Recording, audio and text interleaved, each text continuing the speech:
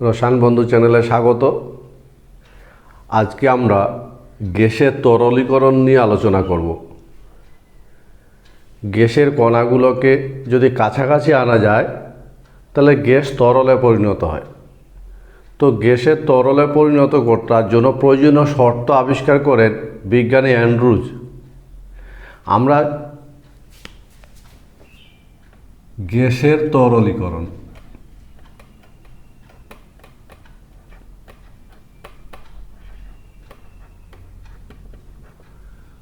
কিভাবে করতে পারি বলতে, একটা গ্যাসকে কিভাবে তরলে পরিণত করা যায়। যদি গ্যাসের চাপ কমানো যায়, গ্যাসের চাপ কমালে অণুগুলি কাছাকাছি আসবে।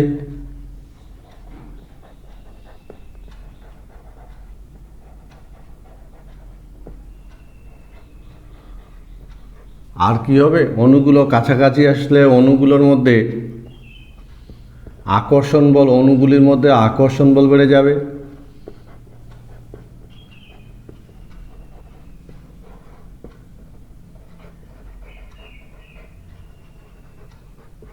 আকর্ষণ বল বৃদ্ধি পায়। আকর্ষণ বল বৃদ্ধি পেলে অণুগুলো গ্যাস তরলে পরিণত হয়।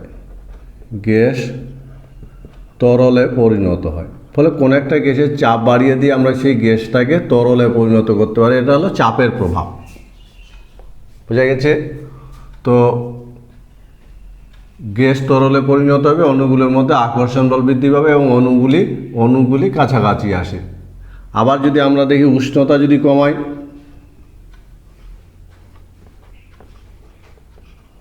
উষ্ণতা কমালে কি হবে বলো তো? গতিশক্তি হ্রাস পাবে, তাই কি না? গতিশক্তি হ্রাস পায়। গতিশক্তি হ্রাস পেলে অণুগুলোর কি হবে? আবার অণুগুলোর কাছাকাছি আসবে।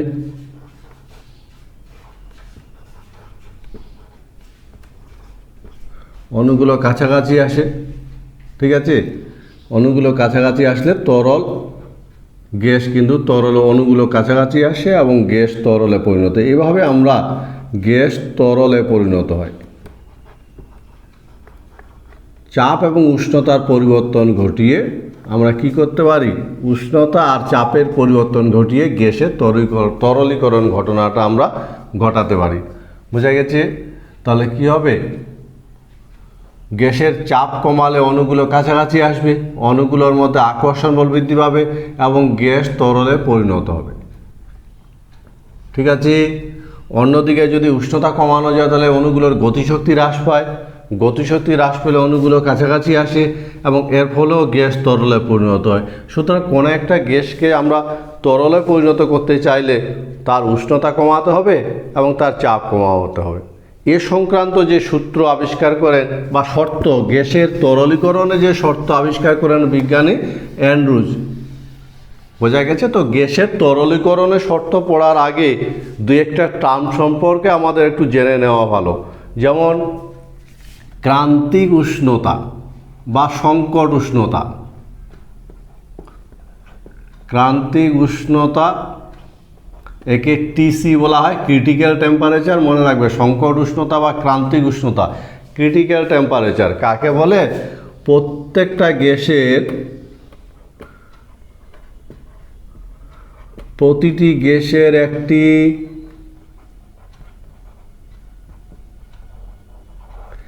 নির্দিষ্ট উষ্ণতা আছে।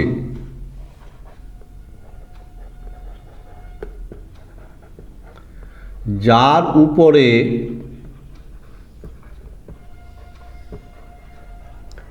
গ্যাসটি থাকলে চাপ প্রয়োগ করে তরলে পরিণত করা যায় না।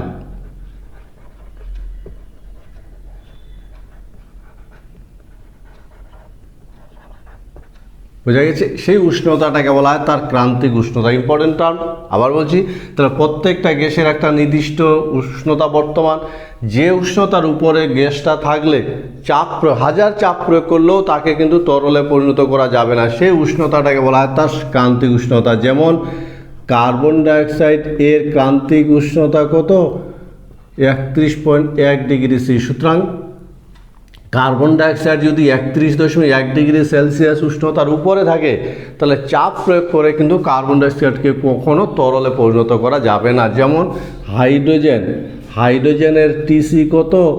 হাইড্রোজেনের টিসি -240 ডিগ্রি সি। সুতরাং -240 ডিগ্রি সি এর উপরে হাইড্রোজেন থাকলে চাপ প্রয়োগ করে কখনো কিন্তু তাকে তরলে পরিণত করা যাবে না। ফলে মনে রাখবে, ক্রান্তিক উষ্ণতা বা সংকট উষ্ণতা বা ক্রিটিক্যাল টেম্পারেচার বলতে প্রত্যেকটা গ্যাসের একটা নির্দিষ্ট উষ্ণতা আছে, যে উষ্ণতার উপরে ওই গ্যাসটা থাকলে চাপ প্রয়োগ করে তাকে কিন্তু তরলে পরিণত করা যায় না। আরেকটা টার্ম যেমন ক্রান্তিক আয়তন বা ক্রান্তিক চাপ। ক্রান্তিক চাপ কাকে বলবো? যাকে পিসি বলা হয়, ক্রিটিক্যাল প্রেসার। সেক্ষেত্রে মনে রাখবে, ক্রান্তিক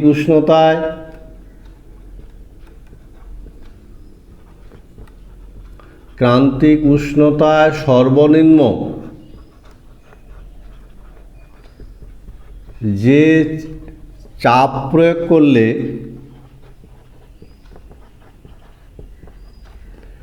গ্যাস তরলে পরিণত হয়,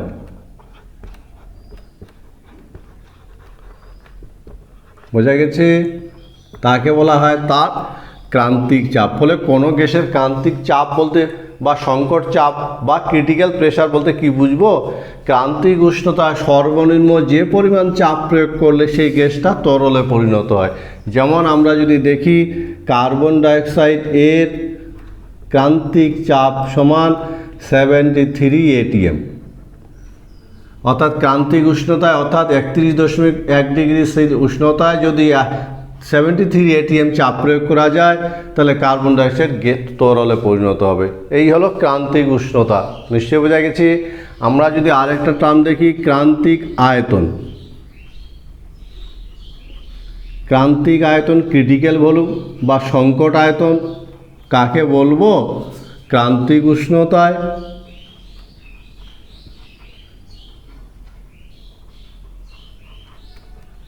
ও ক্রান্তিক চাপে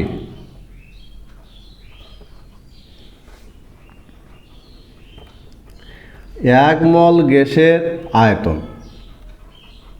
এক মল গ্যাসের আয়তনকে বলা হয় ক্রান্তিক আয়তন। সুতরাং ক্রান্তিক আয়তন কাকে বলবো? এক মল গ্যাসের আয়তন কোন অবস্থায়? মনে রাখবে, এক মল গ্যাসের আয়তন কোন অবস্থায়? ক্রান্তিক উষ্ণতা আর ক্রান্তিক চাপে। মনে থাকবে, ক্রান্তিক উষ্ণতা ও ক্রান্তিক চাপে এক মল গ্যাসের আয়তনকে বলা হবে এক মল গ্যাসের আয়তন। এক মল গ্যাসের আয়তনকে বলা হবে ক্রান্তিক আয়তন, ভিসি, ক্রিটিক্যাল ভলিউম।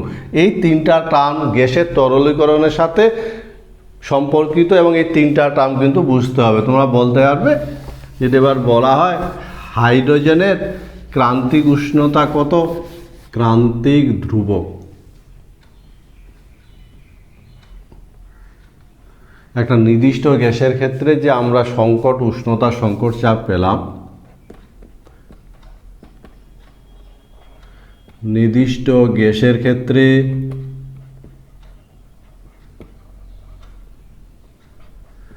টিসি, পিসি ও ভিসি। এবার নিশ্চয়ই বোঝা যাচ্ছে এগুলা টিসি ক্রিটিক্যাল টেম্পারেচার, প্রেশার ইত্যাদি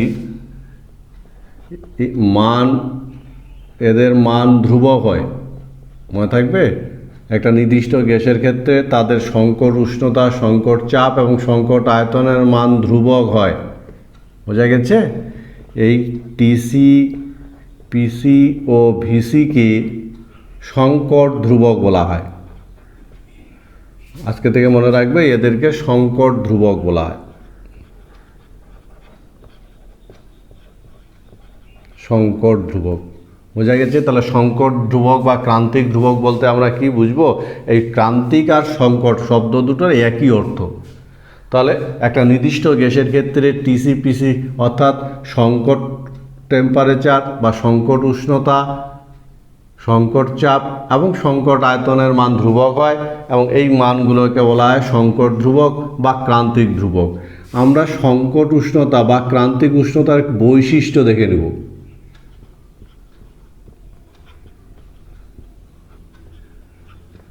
ক্রান্তিক উষ্ণতার বৈশিষ্ট্য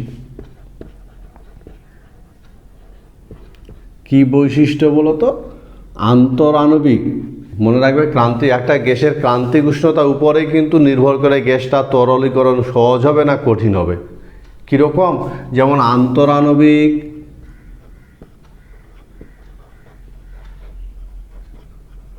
আন্তরাণবিক আকর্ষণ বল হ্রাসের সঙ্গে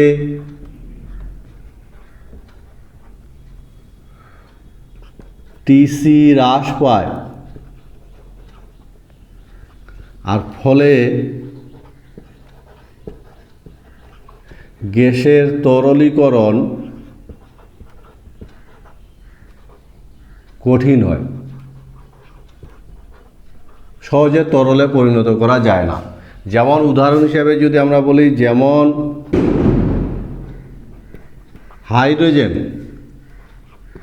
হাইড্রোজেন এর টিসি -240 ডিগ্রি সি এবং হিলিয়াম এর টিসি -268 ডিগ্রি সি, মনে থাকবে -268 ডিগ্রি সি।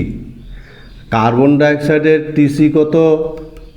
কার্বন ডাইঅক্সাইডের টিসি 31.1 ডিগ্রি সি। সুতরাং এই গ্যাসগুলোর মধ্যে কার্বন ডাইঅক্সাইডকে যত সহজে তরলে পরিণত করা যাবে, হাইড্রোজেন বা হিলিয়ামকে তত সহজে কিন্তু তরলে পরিণত করা যাবে না। ফলে মনে রাখবে, ক্রান্তিক উষ্ণতার বৈশিষ্ট্য আন্তরাণবিক আকর্ষণ বলের মান বৃদ্ধির সাথে সাথে তাদের ক্রান্তিক উষ্ণতার মান বৃদ্ধি পায় এবং হ্রাস পেলে হ্রাস পাবে। বোঝা গেছে কথাটা? তাহলে আন্তরাণবিক আকর্ষণ বল হ্রাসের সঙ্গে সঙ্গে ক্রান্তিক উষ্ণতা হ্রাস পায়, আর যে গ্যাসের ক্রান্তিক উষ্ণতা যত কম তাকে তরলে পরিণত করা কিন্তু তত কষ্টকর, আর যে গ্যাসের ক্রান্তিক উষ্ণতা যত বেশি তাকে তরলে পরিণত করা তত সহজ।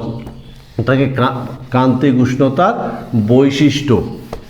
তোমরা বলতে পারবে যে হাইড্রোজেন এবং হিলিয়াম এই দুটোর মধ্যে কোনটাকে তরলে পরিণত করা সহজ তুলনামূলক? ক্রান্তিক অবস্থায় গ্যাসীয় পদার্থের আচরণ।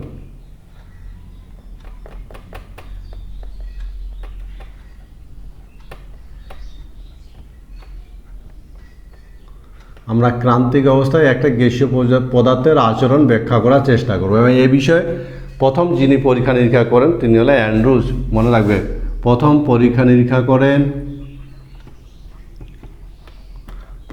পরীক্ষা করেন বিজ্ঞানী অ্যান্ড্রুজ।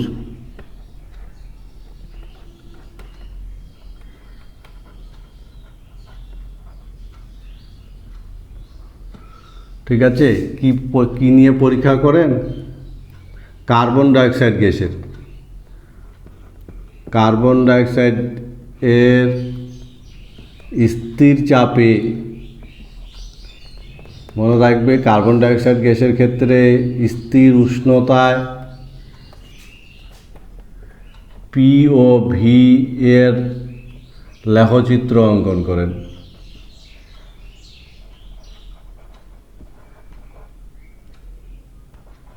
ঠিক আছে? এবং ওই লেখচিত্রগুলো আমরা একটু দেখব এবং ক্রান্তিক অবস্থায় গ্যাসীয় পদার্থের আচরণ আমরা ব্যাখ্যা করার চেষ্টা করব। ঠিক আছে? আমরা যদি লেখচিত্রটা দেখি তাহলে লেখচিত্রটা খানিকটা এরকম।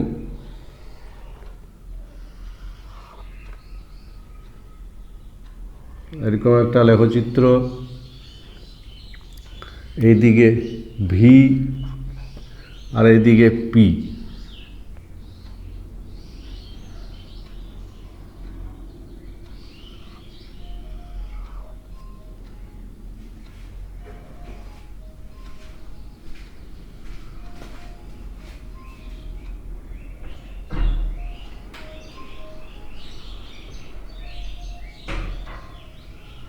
এরকম একটা লেখচিত্র আমরা ধরে নিতে পারি।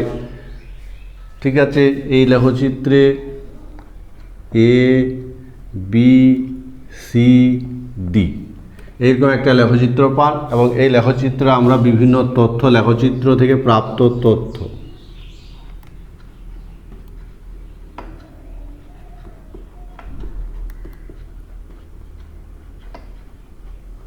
বিভিন্ন তথ্য বোঝা গেছে, লেখচিত্রটা বোঝা গেছে। তো আবার বলছি যে ক্রান্তিক অবস্থা, আমরা ক্রান্তিক অবস্থা তো বুঝে গেলাম।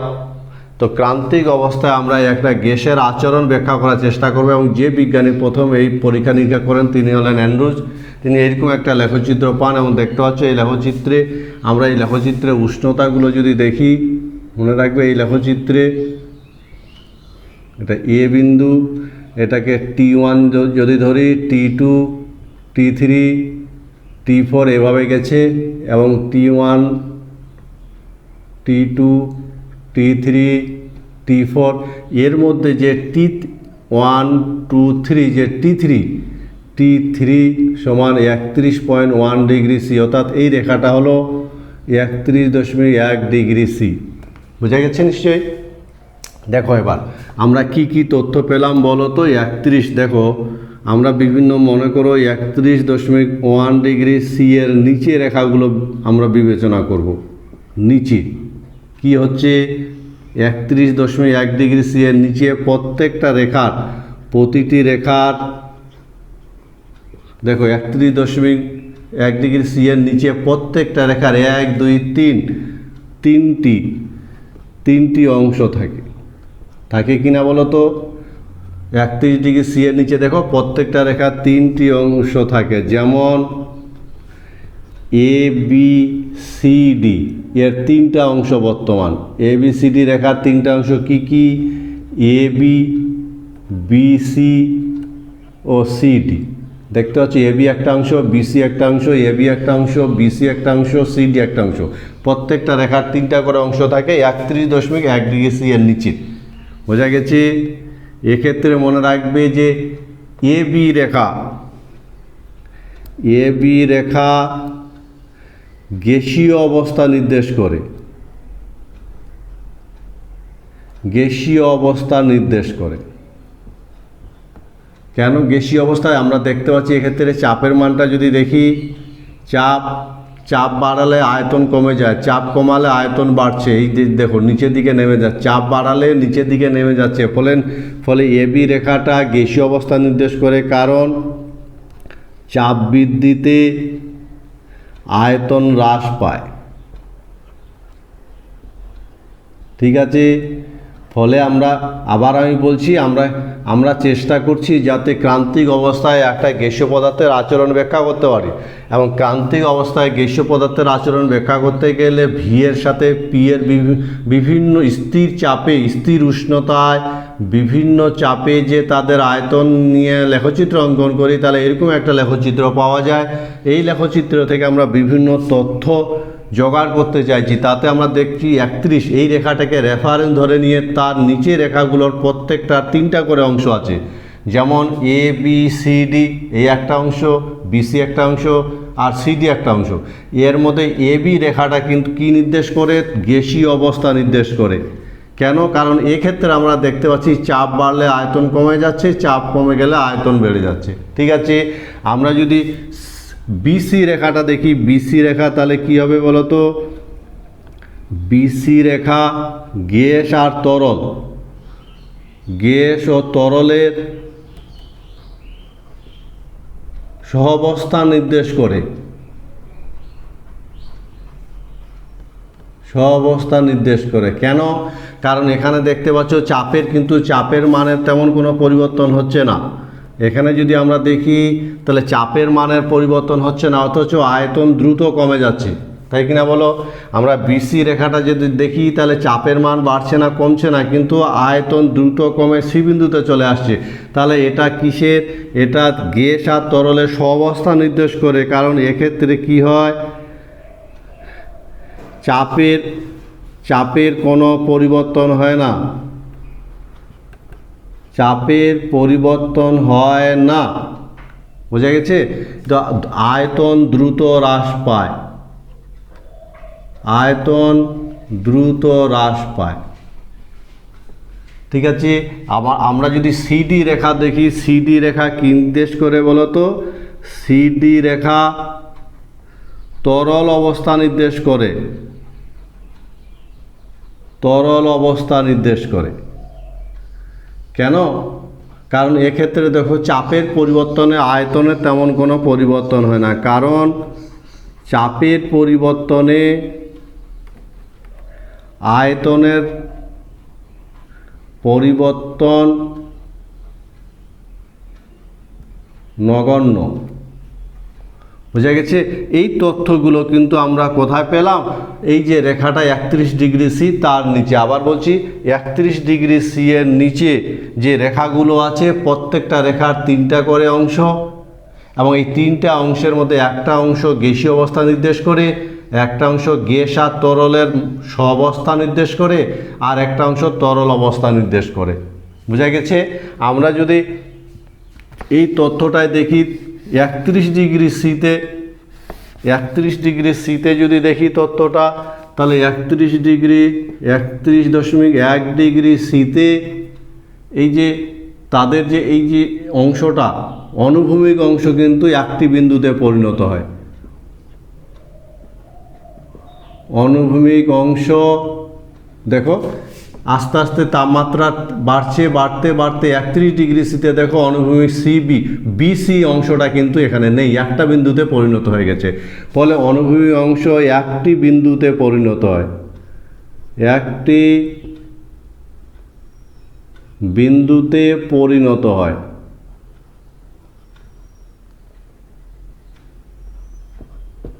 একে সংকট অবস্থা বলা হয়। কি বলা হয়? ক্রান্তিক অবস্থা। বোঝা গেছে? এই হলো প্রথম তথ্য। কি?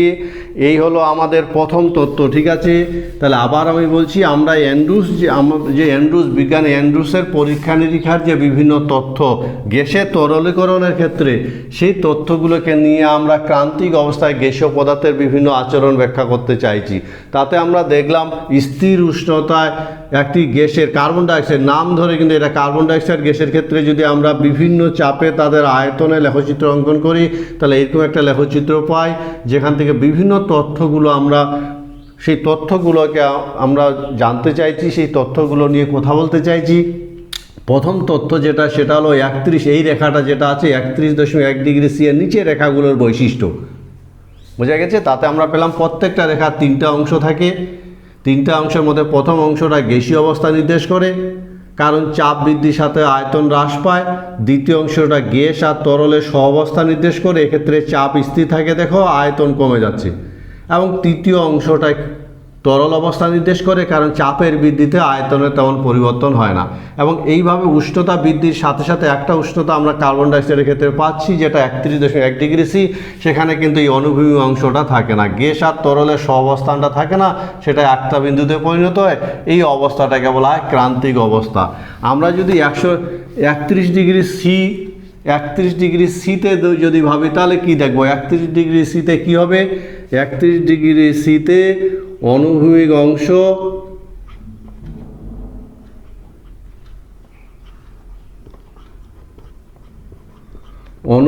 অংশ একটি বিন্দুতে পরিণত হয়, একটি বিন্দুতে পরিণত হয়। 31 ডিগ্রি সি রেখাটা নিয়ে আমরা তথ্য নিই, পরিণত হয়। বোঝা গেছে? এখানে কোনো অনুভূমিক অংশ থাকে না, বা অনুভূমিক অংশটা কমতে কমতে 31 ডিগ্রি সিতে অনুভূমিক অংশ পরিণত হয়। মনে রাখবে, এক্ষেত্রে কার্বন ডাইঅক্সাইডের ক্ষেত্রে 31.1 ডিগ্রি সি এর উপরে,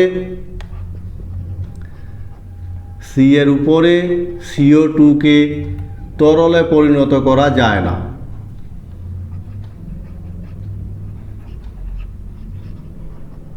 পরিণত করা যায় না। 31.1 ডিগ্রি সি এর নিচে CO2কে তরলে পরিণত করা যায়। এই 31.1 ডিগ্রি সিকে ক্রান্তিক উষ্ণতা বলা হয়। কার্বন ডাইঅক্সাইডের ক্রান্তিক উষ্ণতা। বোঝা গেছে? তাহলে 31°C-তে যে 31.1°C-তে যে রেখাটা আছে সেই রেখাটার কি বৈশিষ্ট্য বলো তো? আমরা কি কি কথা বলতে পারি সেই রেখাটা সংক্রান্ত? মনে রাখবে 31°C-তে গ্যাস এবং তরলের যে সহাবস্থানের অনুভূমিক রেখাটা একটা বিন্দুতে পরিণত হয়। 31°C এর নিচে কার্বন ডাইঅক্সাইডের উপর চাপ প্রয়োগ করে তরলে পরিণত করা যায়, কিন্তু 31°C এর উপরে, আবার বলছি 31°C এর নিচে 31°C এর উপরে চাপ প্রয়োগ করে কার্বন ডাইঅক্সাইডকে তরলে পরিণত করা যাবে, কিন্তু 31°C এর নিচে এখানে যাবে না। মনে রাখবে 31°C এর উপরে কার্বন ডাইঅক্সাইডের উপর চাপ প্রয়োগ করে তরলে পরিণত করা যাবে না, কিন্তু 31°C এর নিচে যদি থাকে তাহলে চাপ প্রয়োগ করে আমরা কার্বন ডাইঅক্সাইডকে তরলে পরিণত করতে পারবো। সুতরাং 31°C-কে বলা হয় কার্বন ডাইঅক্সাইডের ক্রান্তিক উষ্ণতা। আমরা যদি 31°C এর উপরের বৈশিষ্ট্য দেখি তাহলে কি দেখতে পাবো? 31°C এর উপরের যে রেখাগুলো দেখো, 31°C এর উপরে দেখতে পাচ্ছ একটা রেখা, আরও রেখা আছে, সেই রেখাগুলোর কীরকম বৈশিষ্ট্য হবে? 31°C এর উপরে রেখাগুলি অনেকটাই সমপরাবৃত্তাকার।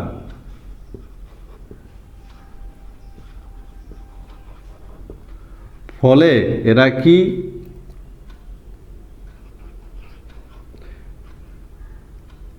প্রায়, মনে রাখবে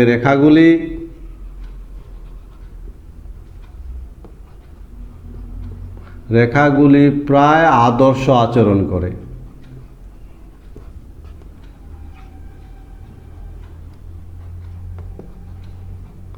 এই হলো তিনটা জিনিস। তাহলে 31°C এর উপরে যদি আমরা রেখাগুলোর কথা বিচার করি, দেখতে সমাপরাবৃত্ত, চাপ বৃদ্ধির সাথে সাথে আয়তন হ্রাস পাচ্ছে, এবং 31°C এর উপরে রেখাগুলো কিন্তু প্রায় সমবৃত্তাকার রেখা হয়, এবং এরা কি করে? এরা প্রায় আদর্শ আচরণ করে। এভাবে বড় একটা আলোচনা হলেও খুব সরলীকরণ করে আমরা মনেও রাখতে পারি ক্রান্তিক অবস্থা গ্যাসীয় পদার্থের আচরণ সংক্রান্ত যে অ্যান্ড্রুস পরীক্ষা নিরীক্ষা, সেই অ্যান্ড্রুস পরীক্ষা নিরীক্ষা থেকে আমরা এরকম বিভিন্ন তথ্য পেতে পারি। আমরা কার্বন ডাইঅক্সাইডের ক্ষেত্রে যদি দেখি তাহলে দেখব 31°C এর নিচে রেখাগুলো তিনটা অংশ থাকবে, 31°C-তে অনুভূমিক অংশ থাকবে না, 31°C এর উপরের রেখাগুলো কিন্তু কি হবে? এটা সমপরাবৃত্ত আকারের হবে। এভাবে আমরা ক্রান্তিক অবস্থায় গ্যাসীয় পদার্থের আচরণ ব্যাখ্যা করতে পারি। তোমরা বলতে পারবে যে 31.1°C এর নিচে কার্বন ডাইঅক্সাইডকে CO2-কে তরলে পরিণত করা যাবে কি না? গ্যাসের তরলীকরণের শর্ত। তাহলে আমরা গ্যাসের তরলীকরণের কি শর্ত পেলাম বলো তো? অ্যান্ড্রুসের যে বিভিন্ন পরীক্ষা নিরীক্ষার ভিত্তিতে আমরা গ্যাসের তরলীকরণের দুটো শর্ত পেলাম। এক নম্বর শর্ত, গ্যাসকে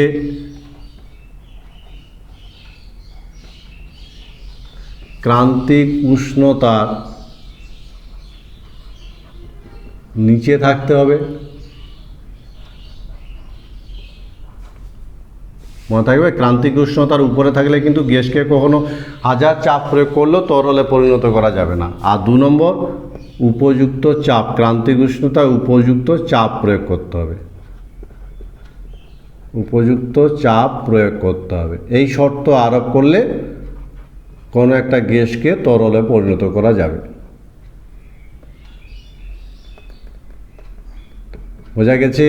তাহলে কোন একটা গ্যাসের তরলীকরণের 1 নম্বর শর্ত হলো গ্যাসটাকে অবশ্যই সংকট উষ্ণতা নিচে থাকতে হবে, আর 2 নম্বর শর্ত হলো সংকট উষ্ণতা নিচে রেখে গ্যাসটার উপর উপযুক্ত চাপ প্রয়োগ করতে হবে।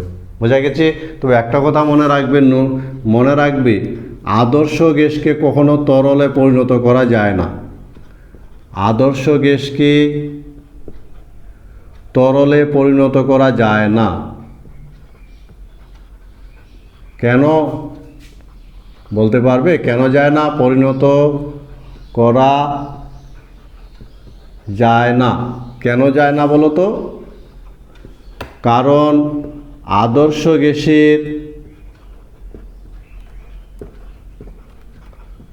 আদর্শ গ্যাসের অণুগুলির মধ্যে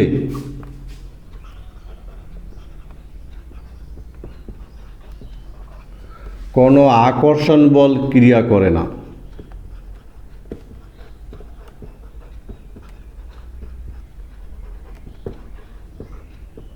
তো আকর্ষণ বল যদি ক্রিয়া না করে তাহলে অণুগুলো কি করে কাছাকাছি আসবে? সেজন্য আদর্শ গ্যাসকে কখনো কিন্তু তরলে পরিণত করা যায় না। তরলীকরণে এই দুটো শর্তে কিন্তু আমরা একটা গ্যাসকে তরলে পরিণত করতে পারি। আমরা এবার দেখব সংকট অবস্থায় কিছু বৈশিষ্ট্য। সংকট অবস্থা সংক্রান্ত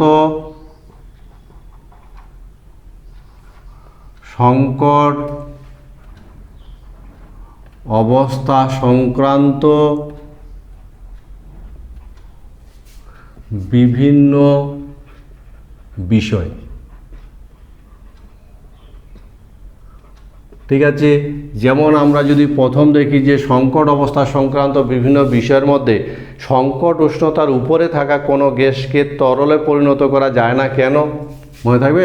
বলতে পারবে? সংকট উষ্ণতার উপরে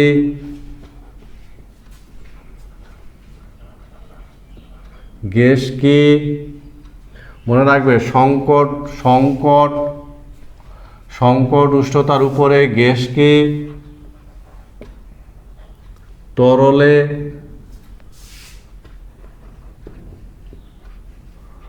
পরিণত করা যায় না। কেন বলো তো? সংকট উষ্ণতার উপরে গ্যাসকে চাপ প্রয়োগ করলেও তরলে পরিণত করা যায় না। কারণ কি? 1 নম্বর কারণ হলো উচ্চ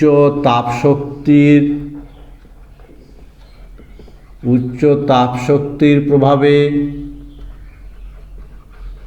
কি হয়? সোজা কারণ কি? উচ্চ তাপশক্তির প্রভাবে উচ্চ গড় গতিশক্তির অধিকারী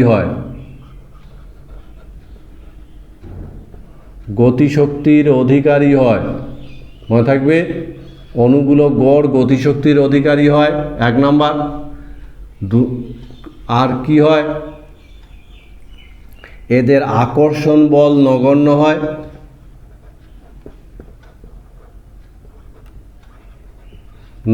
হবে। আর এর ফলে কি হবে? চাপ প্রয়োগে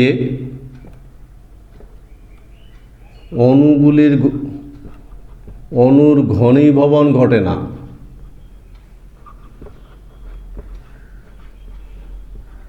ফলে তরলে পরিণত করা যায় না। বোঝা গেছে না কারণটা?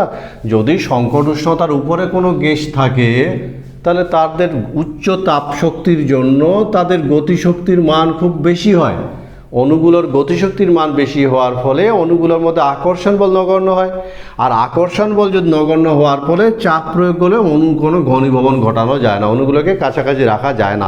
সেই কারণে সংকট উষ্ণতার উপরে যদি কোনো গ্যাস থাকে তাহলে চাপ প্রয়োগ করে তরলে পরিণত করা যায় না। 1 নম্বর বিষয়। আমরা 2 নম্বর বিষয় যদি দেখি, সংকট অবস্থা সংক্রান্ত যদি কোনো গ্যাসীয় পদার্থ, মনে রাখবে, গ্যাসীয় পদার্থ যদি সে সংকট অবস্থায় অর্থাৎ ক্রান্তিক উষ্ণতার যদি উপরে থাকে, ক্রান্তিক উষ্ণতার উপরে থাকলে তাকে গ্যাস বলা হবে। মনে থাকবে, ক্রান্তিক উষ্ণতা যদি উপরে কোনো গ্যাসীয় পদার্থ থাকে তাহলে তাকে গ্যাস বলা হবে। আর ক্রান্তিক উষ্ণতার যদি নিচে থাকে তখন তাকে বাষ্প বলা হবে। সুতরাং গ্যাস আর বাষ্পের মধ্যে কিন্তু একটা পার্থক্য আছে। বোঝা গেছে? মনে থাকবে কথাটা কি? সংকট উষ্ণতার উপরে যদি গ্যাসীয় পদার্থটা সংকট উষ্ণতার উপরে যদি থাকে তাহলে তখন তাকে গ্যাস বলা হবে। আর সংকট উষ্ণতা নিচে যদি থাকে তখন তাকে বাষ্প বলা হয়। ফলে আজকে বলতেই পারবে, তোমরা বলতে পারবে বলো তো কোনো গ্যাসের উপর চাপ প্রয়োগ করে তাকে তরলে পরিণত করা যাবে কিনা? ক্রান্তিক উষ্ণতায়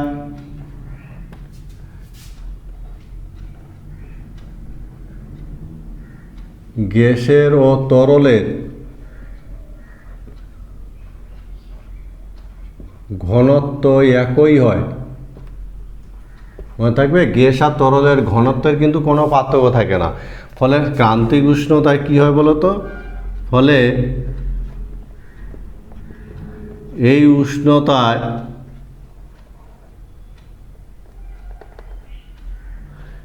উষ্ণতায় গ্যাস ও তরলের মধ্যে কোনো পার্থক্য থাকে না। পার্থক্য থাকবে? কোনো পার্থক্য, কারণ ঘনত্ব সমান, কোনো পার্থক্য থাকে না। অর্থাৎ এই উষ্ণতায় কি হয়? এই উষ্ণতায় গ্যাস ও তরলের কি হয় বলতো? এই সংকট উষ্ণতায় গ্যাস আর তরলের যে বিভেদ তলটা আছে, মনে থাকবে কথাটা, গ্যাস আর তরলের মাঝে যে বিভেদ তল যেটা আছে, এদের সেই বিভেদ তলটা বিলুপ্ত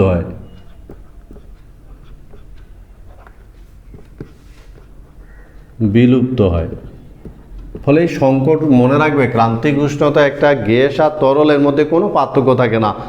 এদের মধ্যে যে বিভেদ তলটা, বাউন্ডারিটা আছে, সেটা বিলুপ্ত ঘটে, আর এদের ঘনত্ব কিন্তু একই হয়। ঠিক আছে, আমরা যদি পরের বৈশিষ্ট্য দেখি, যাদের সংকট উষ্ণতা বা মনে রাখবে কি, ক্রান্তিক উষ্ণতা বেশি হলে তরলীকরণ সহজ হয়।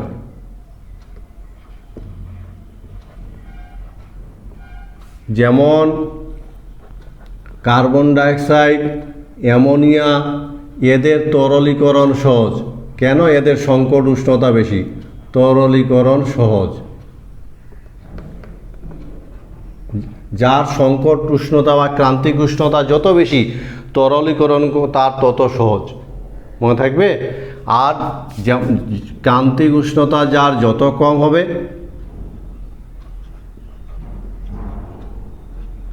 ক্রান্তিক উষ্ণতা কম হলে তরলীকরণ তত কষ্টকর হবে। যেমন হাইড্রোজেন, হিলিয়াম, এদের তরলে পরিণত করা খুব কষ্টকর, তরলীকরণ কষ্টকর। বোঝা গেছে কথাটা? কারণ আমরা জানি যে হাইড্রোজেনের টিসি কত বলতো? হাইড্রোজেনের টিসি প্রায় -240 ডিগ্রি সি। হিলিয়ামের টিসি ক্রিটিক্যাল টেম্পারেচার প্রায় -268 ডিগ্রি সি। ফলে এই শর্তে এদেরকে তরলে পরিণত করতে হয়, খুব কষ্টকর। কিন্তু কার্বন ডাইঅক্সাইডের টিসি কত? কার্বন ডাইঅক্সাইডের টিসি 31.1 ডিগ্রি সি। ফলে খুব সহজে স্বাভাবিক উষ্ণতায়, দেখতে পাচ্ছ আমাদের যে রুম টেম্পারেচার তার আশেপাশে। ফলে কার্বন ডাইঅক্সাইডকে তরলে পরিণত করা যতটা সহজ, হাইড্রোজেন বা হিলিয়ামকে তরলে পরিণত করা ততটাই কষ্টকর। সুতরাং যাদের সংকট উষ্ণতা বা ক্রান্তিক উষ্ণতা যত বেশি, তাদের তরলে পরিণত করা তত সহজ। যাদের ক্রান্তিক উষ্ণতা যত কম, তাদের তরলে পরিণত করা তত কঠিন। তোমরা বলতে পারবে যে ক্রান্তিক উষ্ণতায় একটা গ্যাসের ঘনত্বে কোনো পার্থক্য থাকে কি না? ক্রান্তিক উষ্ণতায় একটা গ্যাস এবং তরলের মধ্যে ঘনত্বের পার্থক্য থাকে কি না? সংকট গুণাঙ্ক আমরা যা ভ্যান ডার ওয়ালস সমীকরণ আগের ক্লাসে দেখেছি। বাস্তব গ্যাসের ক্ষেত্রে ভ্যান ডার ওয়ালস সমীকরণের দুটো ধ্রুবক কী বলো তো? এ আর বি। ওই দুটো ধ্রুবকের সঙ্গে সংকট উষ্ণতা, চাপ, আয়তন, এদের মধ্যে একটা সম্পর্ক আছে। যেমন আমরা দেখাতে পারি, ভ্যান ডার ওয়ালস সমীকরণ থেকে দেখানো যায় ভিসি সমান 3b হয়। ঠিক আছে? আর পিসি সমান হয় a/27b², আর টিসির মানটা হবে 8a/27 এই তিনটা মান ভ্যান ডার ওয়ালস ধ্রুবক এ এবং বি এর সাথে যে আমাদের যে ক্রান্তিক উষ্ণতা চাপ আয়তন এদের মধ্যে এরকম সম্পর্ক বর্তমান। বোঝা গেছে? আমরা যদি এখান থেকে RTC/PCVCর মান বের করি তাহলে কত বেরোবে? R ইন্টু টিসির মানটা বসিয়ে দিব 8a/27RB, পিসির মানটা যদি বসাই তাহলে a ইন্টু 27b², আর ভিসির মান হলো 3b। ফলে আমরা কি পাবো? আর কেটে যাবে, b² b কেটে যাবে, এ কেটে গেল, 27 থাকলো 8/3, অর্থাৎ 2.67 হবে। এই যে মানটা RTC/PCর মানটা পেলাম, সেই সঙ্গে মনে রাখবে RTC/PCVC একে বলা হয় সংকট গুণাঙ্ক, মনে থাকবে?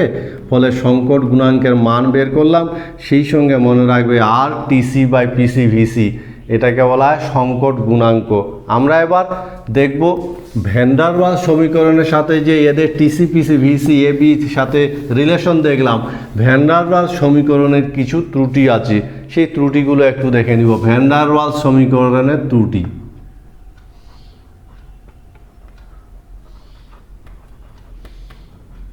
ওয়ালস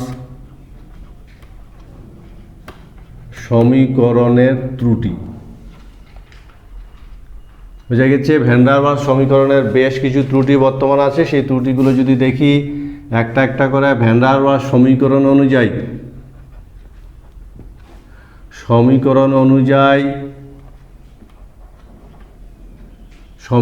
অনুযায়ী কি হয় বলো তো? ভিসি ইকুয়াল 3b, কিন্তু পরীক্ষা লব্ধ মান কত হয়? পরীক্ষা লব্ধ মান ভিসি ইকুয়াল 2b হয়। বোঝা গেছে কথাটা? তাহলে ভ্যান ডার ওয়ালস সমীকরণ অনুযায়ী কি হয়? ভিসি ইকুয়াল টু 3b হওয়া উচিত, কিন্তু ভিসি ইকুয়াল টু 2b হয়, 1 নম্বর। 2 নম্বর, এ আর বি প্রকৃতপক্ষে এরা প্রকৃত একক নয়, প্রকৃতপক্ষে এরা একক নয়, কারণ এদের মান কি বলতো? উষ্ণতা ও চাপের উপর নির্ভরশীল।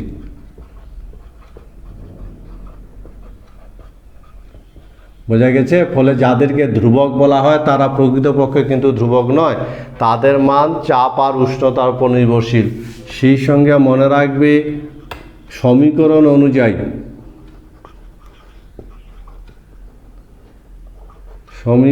অনুযায়ী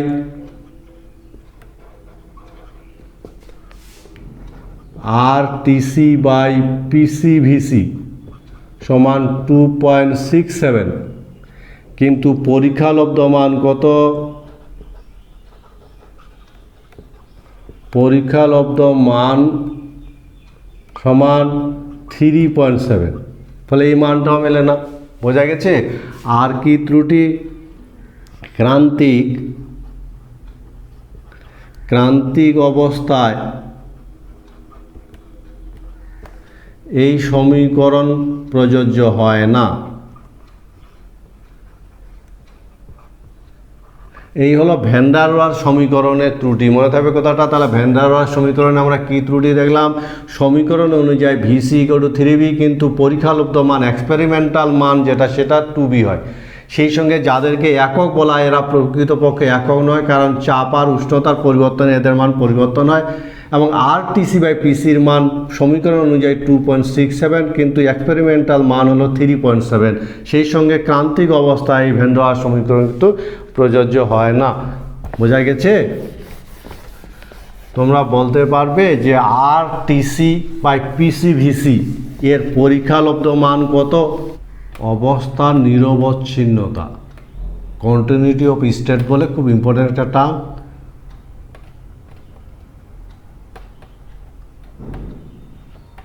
অবস্থার নিরবচ্ছিন্নতা বলতে আমরা কি বুঝবো? এটা গ্যাস আর তরলের যে কনভার্সনের ক্ষেত্রে আমরা এই টার্মটা ব্যবহার করে থাকি। আমরা যেটুকু দেখলাম তাতে কি পেলাম, গ্যাস আর তরল ক্রান্তিক উষ্ণতায় কি হয়, গ্যাস ও তরলের মধ্যে কোনো পার্থক্য থাকে না। থাকে কি? থাকে না, কোনো পার্থক্য থাকে না। কেন থাকে না বলো তো? কারণ বিভেদ তলটা যেটা, বিভেদ তলের বিলুপ্তি ঘটে, তাই তো। এবং বিভেদ তলটা থাকে না, বাউন্ডারিটা থাকে না বলে গ্যাস আর তরলের মধ্যে কোনো পার্থক্য থাকে না। কিন্তু সংকট উষ্ণতার নিচে কি হবে বলো তো? ক্রান্তিক উষ্ণতার নিচে, ক্রান্তিক উষ্ণতার নিচে বিভেদ তল থাকে। আর বিভেদ তল থাকলে কি হবে? গ্যাস ও তরলের মধ্যে পার্থক্য থাকবে, তাই কিনা বলো? তরলের মধ্যে পার্থক্য থাকে, ফলে কি হয় বলো তো? আপাতভাবে, মনে রাখবে এই শব্দটা, আপাতভাবে কি হবে? গ্যাস ও তরল দুটি ভিন্ন অবস্থা মনে হয়। এটা ইম্পর্টেন্ট কথা, দুটি ভিন্ন অবস্থা মনে হয় এটা দুটো ভিন্ন অবস্থা, কিন্তু আপাতভাবে কিন্তু এটা মনে হয়। প্রকৃতপক্ষে কি হয়? প্রকৃতপক্ষে গ্যাস ও তরল ভিন্ন অবস্থা নয়, একই অবস্থার দুটো ভিন্ন রূপ। একই অবস্থার দুটি ভিন্ন রূপ। বোঝা গেছে কথাটা? এটা দুটি ভিন্ন অবস্থা নয়, প্রকৃতপক্ষে এটা কি? একই অবস্থার দুটো ভিন্ন রূপ। ফলে আমরা বলতে পারি, কি বলতে পারি? গ্যাস থেকে তরলে বা তরল থেকে, মনে রাখবে কি, গ্যাস থেকে তরলে বা তরল থেকে গ্যাসে নিরবিচ্ছিন্নভাবে পৌঁছানো যেতে পারে। নিরবিচ্ছিন্নভাবে পৌঁছানো যেতে পারে।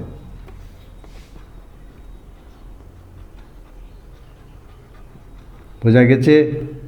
যেহেতু এদের মধ্যে একটা কি, একই অবস্থার দুটো ভিন্ন রূপ, অর্থাৎ গ্যাস আর তরলের মধ্যে, গ্যাস ও তরলের মধ্যে একটি নিরবচ্ছিন্নতা বর্তমান, কন্টিনিউটি বর্তমান। বোঝা গেছে কথাটা? বোঝা গেছে নিশ্চয়ই? গ্যাস আর তরলের মধ্যে একটা নিরবচ্ছিন্নতা বর্তমান। ফলে আমরা এখান থেকে কিন্তু বলতে পারি, কি বলতে পারি? আমরা বলতে পারি এভাবে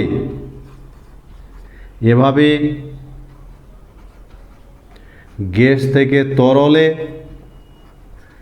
বা তরল থেকে গ্যাসে, গ্যাস থেকে তরলে বা তরল থেকে গ্যাসে নিরবিচ্ছিন্নভাবে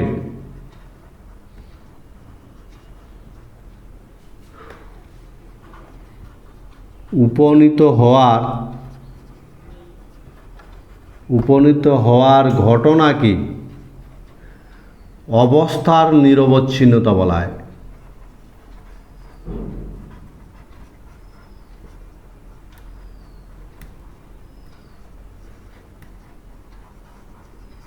এই অবস্থার নিরবচ্ছিন্নতা বলা হয়, এই টার্মটাই আমরা পড়ছি, অবস্থার নিরবচ্ছিন্নতা। তাহলে অবস্থার নিরবচ্ছিন্নতা বলতে আমরা কি বুঝলাম বলো তো? ভীষণ ইম্পর্টেন্ট একটা টার্ম, সেটা হলো গ্যাস এবং তরল এই দুটো কি একই অবস্থা, ভিন্ন রূপ, না দুটো ভিন্ন অবস্থা? তার জন্য আমরা ক্রান্তিক উষ্ণতার সাহায্য নিলাম। আমরা দেখছি ক্রান্তিক উষ্ণতায় গ্যাস আর তরলের মধ্যে কোনো পার্থক্য থাকে না, কারণ বিভেদ তলই থাকে না। কিন্তু ক্রান্তিক উষ্ণতা বা আমরা যদি নিচে দেখি তাহলে গ্যাস আর তরলের মধ্যে পার্থক্য স্পষ্ট আছে, কারণ এদের মধ্যে বিভেদ তল বর্তমান। ফলে আপাত দৃষ্টিতে আমাদের মনে হতে পারে গ্যাস আর তরল দুটো ভিন্ন অবস্থা, কিন্তু প্রকৃতপক্ষে এটা দুটো ভিন্ন অবস্থা নয়, একই অবস্থার ভিন্ন রূপ। ফলে এদের মধ্যে একটা কন্টিনিউটি আছে, নিরবচ্ছিন্নতা আছে। গ্যাস থেকে তরলে বা তরল থেকে গ্যাসে আমরা নিরবচ্ছিন্নভাবে পৌঁছাতে পারি।